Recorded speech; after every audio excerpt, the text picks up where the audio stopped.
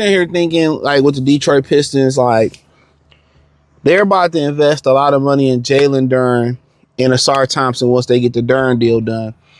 And when you look at it, that makes certain things imperative in that lineup. You know what I'm saying?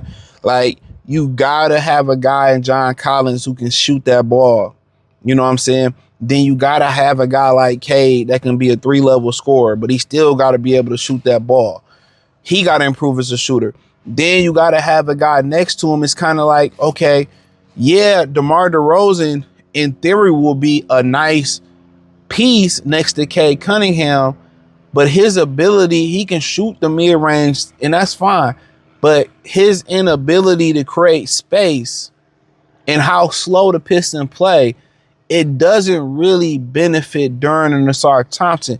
And once you look at, you know, kind of more this Duren thing drag out on how he want money, how you look at it, they can get by if you can throw the ball to Duren in the low block.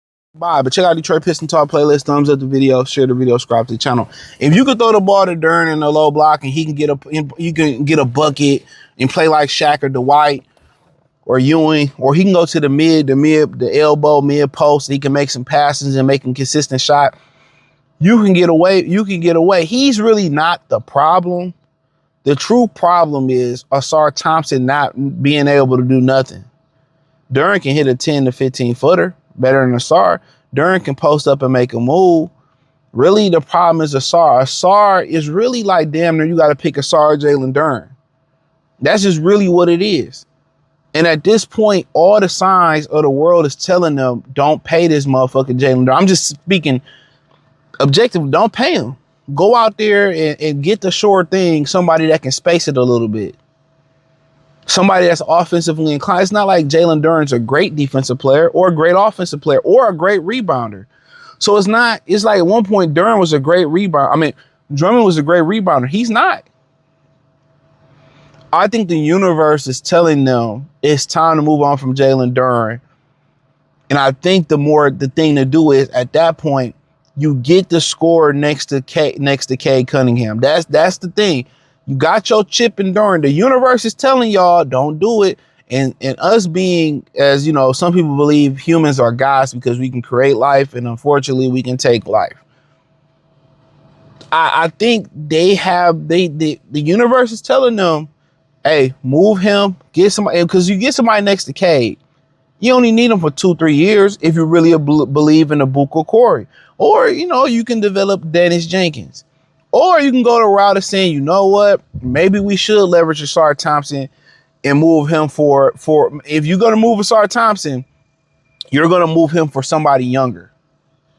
That's the thing about it. You ain't going to move him for KD or Kyrie, somebody that's aged. If you're going to move him, you know, you want to get somebody like I'm just throwing names, Jalen Brown or LaMelo Ball. I'm just throwing names out there, Franz Wagner, somebody that's in a prime. You know what I'm saying?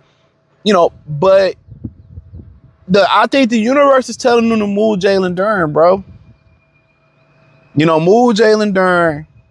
Get somebody that can shoot it a little bit.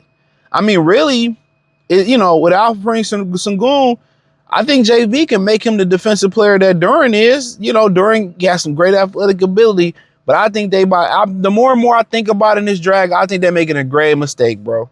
Because then you strap yourself, you got to pay Duren, you got to pay Ausar. You're really, at that point with them, you're really banking on Cade becoming better, a better shooter. And then you really banking on Dennis Jenkins, Abuko Corey, or Ron Hollins, one of them three being that nigga. You just banking on it. One of them three, unless somebody come really developing into that. And what it kind of tells me is that Terajan Langdon don't believe. He don't believe in himself. He ain't drafted one good motherfucker yet. Or Chaz Lanier, you can maybe believe in him. He ain't drafted that guy yet. You know, and maybe he hasn't had that opportunity because, you know, it's so premature. But if he paid Duren and he played Ausar Thompson, and you can always be able to trade one of them. You know what I'm saying? But if you pay both of them, you're pretty much telling me that you respect Ron or Corey or Jenkins to become that nigga. That's what you telling me, bro. Because even if you bring a DeMar DeRozan in, that's about 1 or 2 years.